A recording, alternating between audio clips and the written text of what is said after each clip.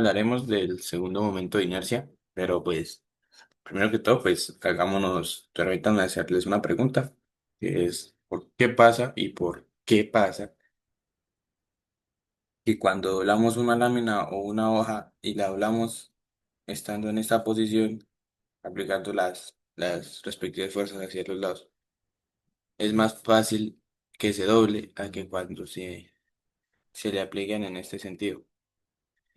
Esto pues depende del segundo momento de inercia, ya que pues este es una propiedad geométrica de una sección transversal que describe su resistencia a la flexión o al pandeo.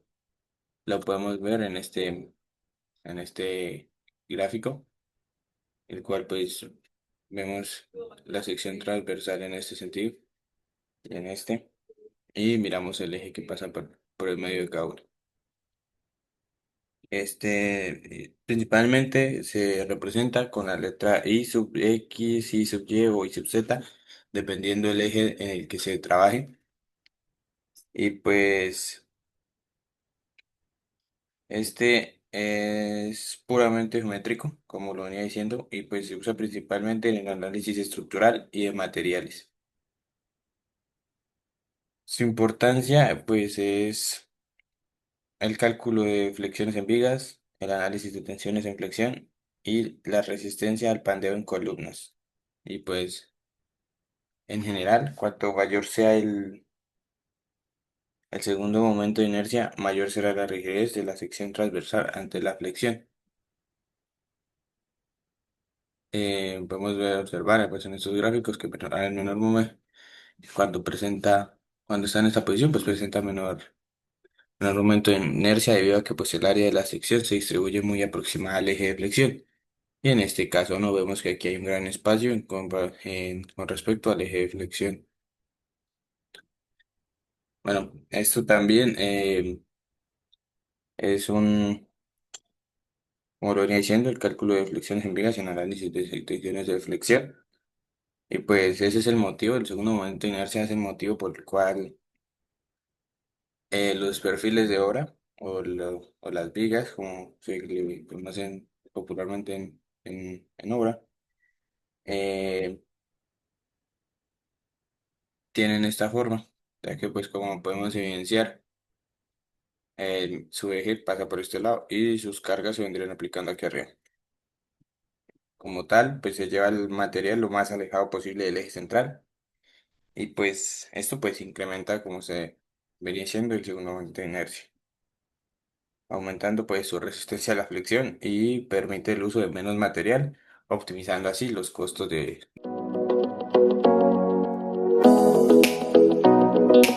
Mi nombre es Alejandro Carrillo Arias y les voy a exponer sobre la aplicación práctica hidrostática y compuertas sumergidas. Una aplicación interesante del momento de inercia aparece en el estudio de fuerzas hidrostáticas sobre superficies sumergidas, como lo pueden ser las compuertas en una presa. Consideremos una compuerta inclinada sumergida en el agua. La presión del agua varía con profundidad y de cada elemento de área. Esta presión se expresa como P igual a gamma por Y, donde gamma es el peso específico del agua. La fuerza elemental sobre un área diferencial delta de A es entonces delta de F es igual a P por delta de A, que vendría siendo gamma por Y por delta de A. La fuerza total sobre la compuerta se obtiene integrando R, fuerza total, es igual a la integral de gamma por Y por dA. Gamma, al ser una constante, sale de la integral y nos queda gamma por la integral de Y por dA. Aquí aparece nuevamente el primer momento de área respecto a un eje de referencia. Ahora bien, si queremos calcular el momento de esta fuerza respecto al eje X, debemos considerar el momento diferencial, que vendría siendo delta de el momento con respecto al eje X es igual a Y por delta de F, que es igual a gamma por Y al cuadrado por delta de A. Al integrar nos da que el momento respecto al eje X es igual a la integral de gamma por Y al cuadrado por dA. Gamma es una constante, como les comenté anteriormente, sale de la integral y nos queda gamma es igual gamma por la integral de Y al cuadrado por dA. Este resultado tiene una interpretación clara. El momento de las fuerzas de presión depende directamente del segundo momento de área, lo cual es muy útil en la ingeniería civil e hidráulica.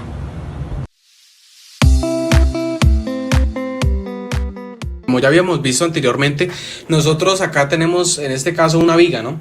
En el momento de inercia nosotros vamos a tomar un eje neutro, que sería este eje neutro de acá. Si acá vemos unas fuerzas, ¿sí? Que serían las fuerzas que van, que están en la viga, ¿no? Que recibe la viga.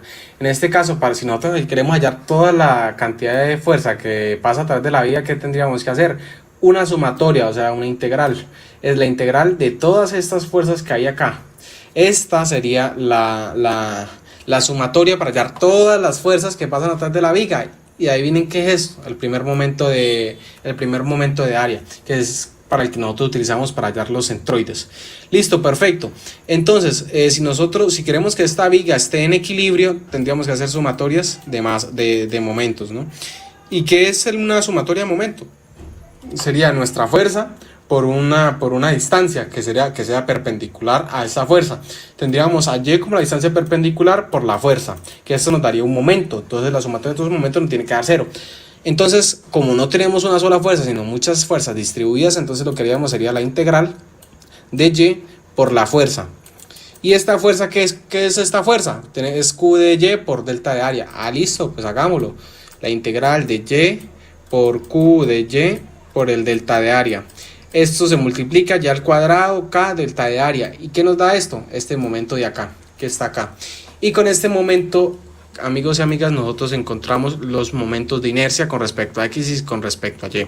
¿Cómo podemos ver estos momentos de inercia? Muy sencillo, podemos verlo de la siguiente manera. Acá para un rectángulo, que nosotros por las ecuaciones sabemos que es la integral. Si nosotros queremos hacerlo con respecto a Y, el momento de inercia de X, acá sería Y por el delta de área, Y al cuadrado por el delta de área. Nosotros primero tenemos que calcular el delta de área. ¿Cuál es el delta de área de este pedacito, de este rectángulo? Pues muy fácil, sería B, que es la base, que en este ejercicio es constante, por su delta de Y, o sea, su altura. Entonces sería base B por la altura de Y. Y tenemos acá el delta de área, simplemente reemplazarlo acá y hacer la integral. En este caso nos ponen como un diferencial de I, o sea, sería el momento de inercia que hay en esta pequeña área. Si nosotros integramos de 0h, que sería toda esta altura, pues encontraríamos el momento de inercia de todo este rectángulo, que es este. Lo mismo para si nosotros queremos hallarlo en un cuarto de circunferencia. En este caso, pues vamos a encontrar el delta de área. ¿Cuál es el delta de área? Tenemos la base, pero es que a nosotros nos interesa de acá a acá, que no es un cuadrado, es un cuarto de circunferencia. Entonces, ¿qué hacemos? Muy sencillo, tenemos A, tenemos a X. Entonces, nosotros queremos hallar esta altura, pues fácil. Cogemos a y le restamos a X. Y tenemos pues lo que vendría siendo la base de cada rectangulito. Pero la altura, ¿cuál es? Pues de Y. Entonces tendríamos base, que es A menos X, que calculamos que vendría siendo esta base, por la altura que vendría siendo de Y, y acá tenemos entonces el diferencial de IX. Si nosotros queremos encontrarlo para todas las figuras, muy sencillo, tenemos que calcular la integral acá, se va al diferencial y calcular la integral de esto de acá, reemplazando por el delta de área. Y acá lo mismo, sino que es con respecto a Y. Hallamos el delta de área, que sería la base, que es de X, por la altura, ¿no? Que sería Y. Tenemos el delta de área, lo mismo. Integramos este lado, se va al diferencial, queda el momento de inercia de Y, que es igual a X al cuadrado por el delta de área. Reemplazamos y tendríamos el momento de inercia para este cuarto de cilindro, tanto para X como para Y.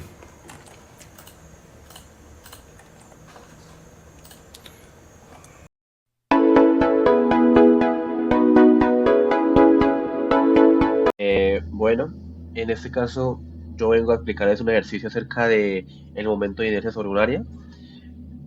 Entonces vamos a desarrollar el ejercicio que nos proponemos acá. Nos dice, determine el momento de inercia para el área sombreada con respecto al eje X. Entonces, como se puede observar acá, nuestra área sombreada es una parábola, la cual está determinada por la ecuación y al cuadrado igual a 1 menos 0,5x.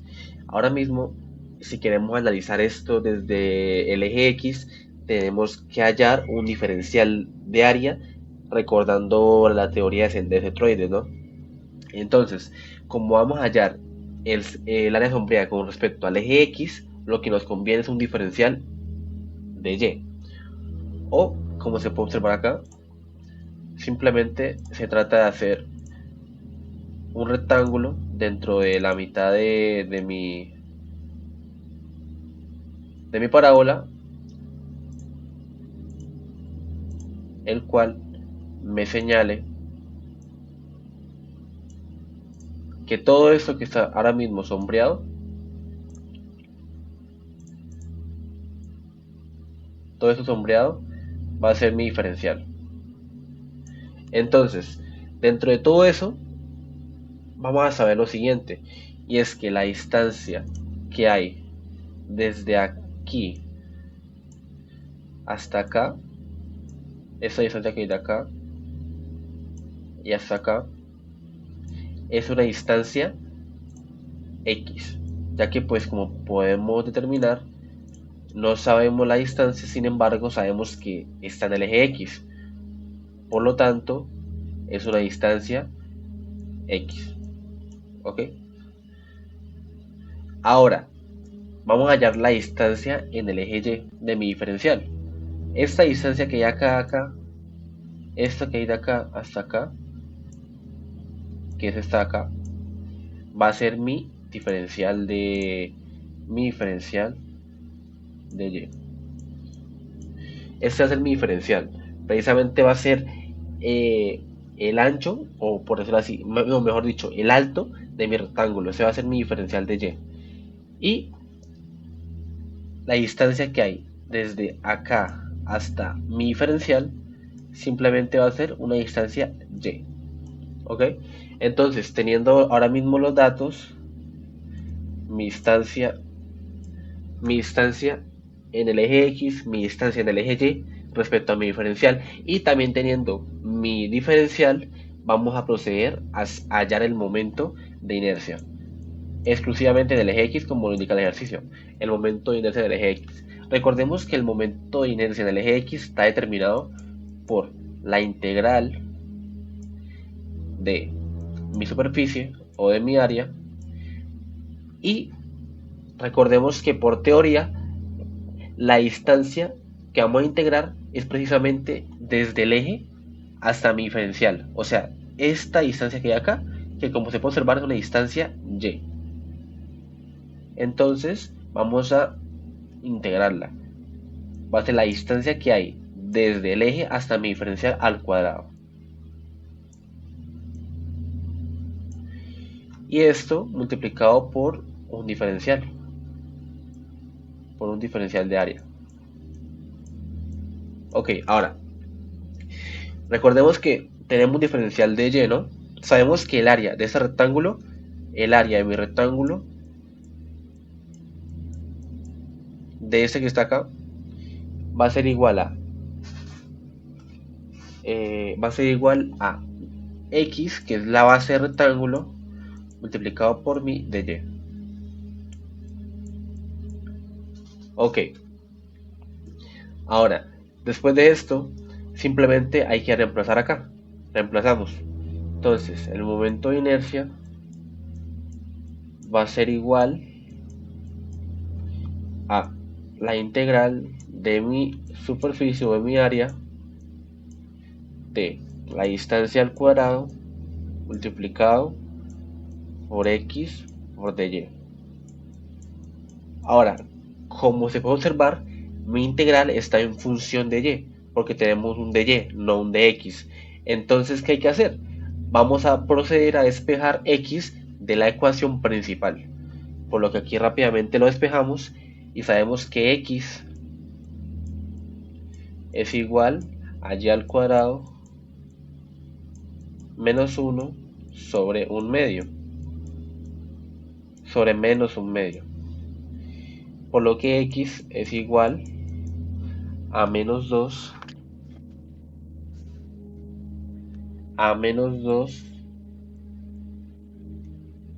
multiplicado por y al cuadrado menos 1. Ok, entonces, Sabemos que ahora mismo todo esto es mi x. Entonces simplemente reemplaza esto acá y nos quedaría que nuestro momento de inercia va a ser igual. Ah, por cierto, hay que definir límites, ¿no? Sabemos que los límites de mi integral, como está con respecto a y, va a ser nuestra altura de nuestra parábola, o sea, de 0 a 1, porque está respecto a y.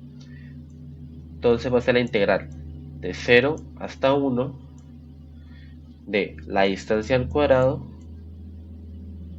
multiplicado por menos 2 y al cuadrado menos 1. Ahora, pues lo que hay que proceder es simplemente utilizar el cálculo integral para resolver esta integral que tenemos aquí propuesta, que por razones de rapidez vamos a omitirla por el momento.